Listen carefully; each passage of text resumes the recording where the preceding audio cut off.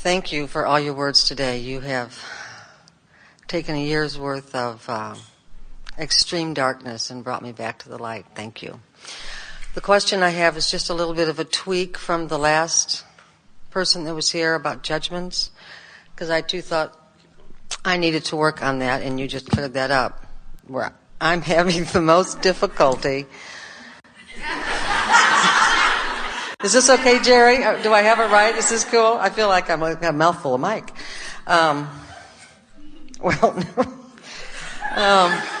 Change of subject.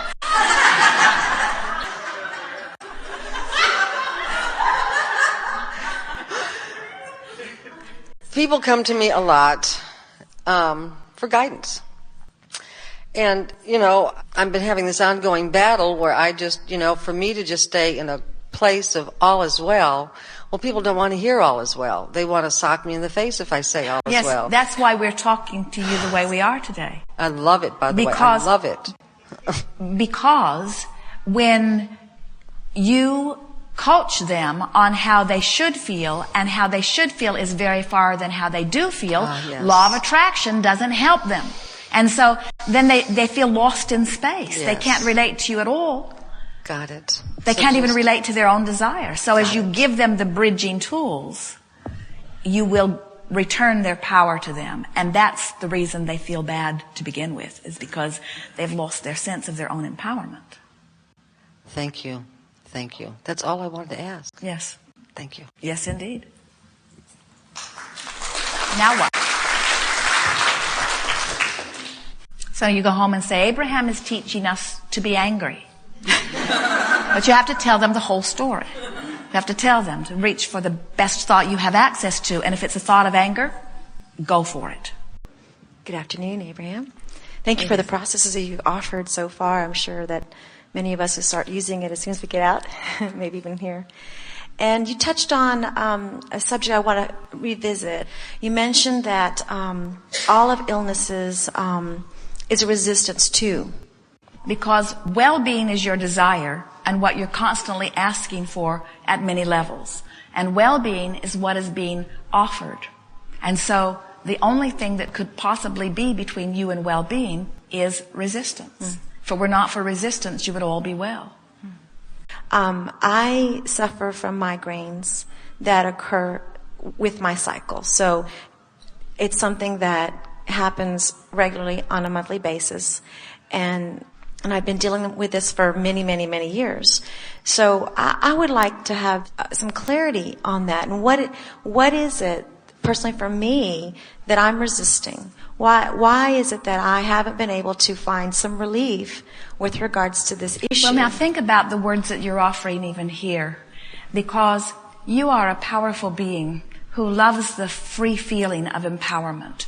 And nothing, as we've said several times today, is more on the other end of the scale than the feeling of disempowerment. So now think about what you are saying about these headaches. They come, they are out of my control, and they come with my natural cycle, which is also out of my control. In other words, I am powerless to do anything about this, like my cycle, which none of us have ever liked. This is added insult to injury. In other words, I couldn't do anything about that. No woman can, short of something drastic, which we will try to put off as long as possible. And the migraine headache is just added insult to injury. In other words, isn't that pretty accurate statement? And yes. So we can understand why there would be huge resistance in that idea. Now, let's talk about, just softly, because we really don't want to spend a lot of time here. Can you imagine the sweet relief at being totally at one with the rhythm of your body?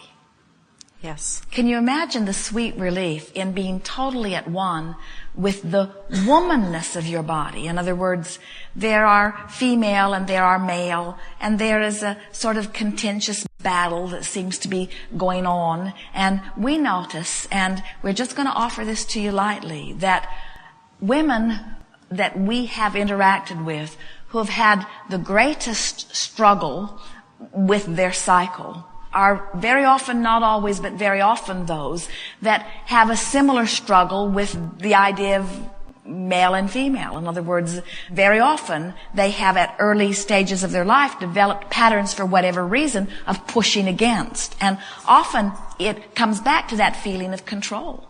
Often the most powerful beings who come forth, who want to know their freedom, who at early ages find loss of freedom, very often they are the ones that have these feelings of resistance that pop up in other ways. Are we ringing any bells here? Oh, absolutely.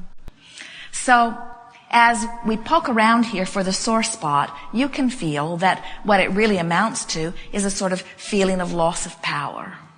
Something that is being done to me by who knows what for reasons that maybe I can accept, but I don't have to like it. And so, where would you say your set point is, your starting point in all of this? Would you call it disempowerment? Is it that strong?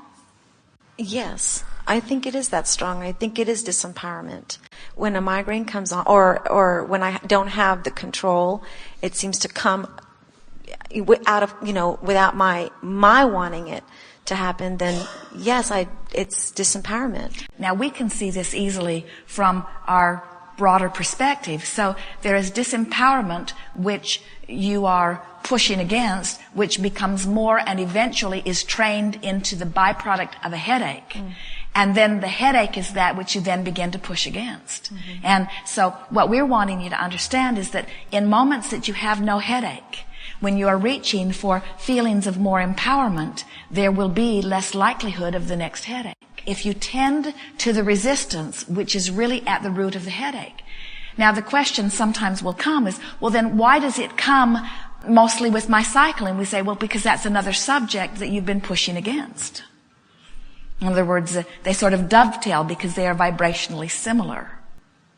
So in times when you are not in the middle of your cycle, or when you are on the other end of it, when you are feeling better and you are deliberately reaching for greater thoughts of freedom, and you are deliberately not pushing against things that you feel that you don't have any power over, what you begin to discover is that one thing you always have power over is how you feel. And can you feel how one of those headaches that is blinding, where it feels like your headache is sort of thinking you rather than you thinking it? It's like in that moment, that's not the time to reach for a thought that feels better, because it feels like you're out of control of any thought process. But there are so many times that you are in control of what you think and how you feel. And if you will exercise that time, it's our promise to you that if once you've been through your next cycle, if as soon as you begin feeling better again, you start reaching for thoughts that give you relief, that headache will never return again, even as soon as the next time your cycle comes around. So, are you talking about when I'm not in the middle of it, obviously, because I really don't have a lot of control? We're talking about it not being about the headache and not being about the cycle, because what's happening to you is not as a result of anything other than resistance. Right. But it's resistance that you don't know you're offering because you haven't been paying attention to the way you feel, and you haven't deliberately been reaching for relief. It's like when somebody makes you mad in traffic and you feel that urge to push against, that's part of the practice thought that later on ends up in a headache. Okay. And so as you are moment by moment saying, is this thought taking me closer to where I want to be or further from where I want to be? And you are conscientiously reaching for the thought that gives you relief, then you will never again be in a place where you have to reach for the pill to give you relief from the headache. As you give yourself the subtle relief from the not so painful thoughts on a day-to-day basis, on a day-to-day, on a moment-to-moment basis, then the resistance will never again culminate again in that powerful headache. Negative emotion is your indicator of resistance. And just like the indicator on your dashboard of the level of your fuel, when you have negative emotion, it means you have resisted the energy and you're low on connection, so to speak. And when you choose thoughts of relief, it's like filling up your tank a little bit. It's like allowing the energy to flow. Esther had an interesting experience the other evening because she's been listening to us very keenly about this business because she feels us talking about which side of this are you on. And so she's been paying attention to the thoughts that go on inside her own head in response to different things that show up in her life.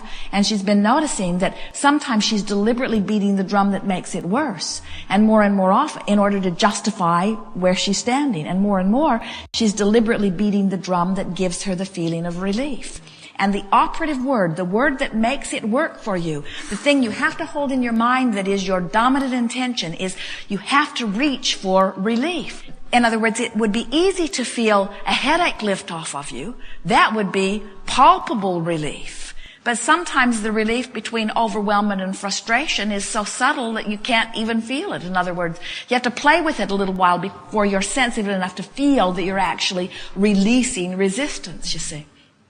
So the other evening, after a day of driving and a day of thinking about hundreds of things and trying to find which way she was going on them as she tried to move up the vibrational meter on all of these subjects, Esther laid in her bed after a day of driving and felt a subtle, not very significant, but noticeable headache.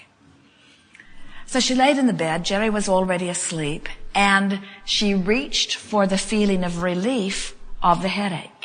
And the headache was so mild that just by reaching for the relief of it, she was able to focus more on the relief than she was on the headache, and the headache was then invisible to her. It was a very interesting thing because she could look there and find the headache, and she could look over there and it would not be there. Now, that's a mild headache, but as you begin to pay attention to the way thoughts feel, you could stand in the midst of anything and find relief. Now, sometimes this is scary to people because they think that we're trying to teach you how to be able to ignore pain or how to be able to ignore circumstances that you don't want. Not change them, just ignore them. And we say, well, really, that is what we're trying to teach you to do, because if you can ignore the circumstances long enough to consistently feel relief, then the circumstance has to change in response to your newfound vibration, you see. So whether you're talking about menstrual cycle, whether you're talking about somebody hitting you over the head with a hammer, in other words, it does not matter what the cause of any of it is. When you find the thought that gives you relief, the feeling of well-being has to follow. The physical condition has to follow. All a headache is anyway is evidence of resistance. Or any illness, for that matter, is evidence of resistance. Any negative emotion or any uncomfortable sensation or any illness is evidence of resistance. And every bit of it can be left behind. Every bit of it. We don't care if you have 25 deadly diagnosed disease. It would not matter. One thought and one feeling of relief at a time, you could leave them all behind. But the reason that we're encouraging you to just jump into your life right where you are, and instead of dealing with the illness or dealing with the headache, that you deal with the thought, is because so often people go to a physician and they get the pill or they get the drug or they get the surgery or they get the whatever in order to temporarily restore them to what they would call well-being, but because they haven't changed the thoughts, then it just squirts out in another way. In other words, until you deal with what is the root of your resistance, it's going to keep turning up. We are not big proponents of getting to the root of something if it's not coming up on a regular basis. But if it is coming up on a regular basis, why not move it to a new place? Good. Yes. All right. Thank you. Yes, indeed. We appreciate your willingness to walk so slowly with us through the extremely advanced science of deliberate creation. In other words, we know it has been slow going, but we want to say to you, this is the work. And it is only work for a little while. It becomes ease and joy. Your natural place is in a place of feeling very good. And it won't be long before you'll be on all subjects, just moving yourself from this light range of slight overwhelmment and frustration into joy. That will be the range that you live in consistently. And others will flock to you, wanting to know the magic and the power of your life experience. And you will just gently say to them, I just reached for relief one thought at a time until I came right back into the sunlight, which is natural for me and for you. There is great love here for you. We are complete.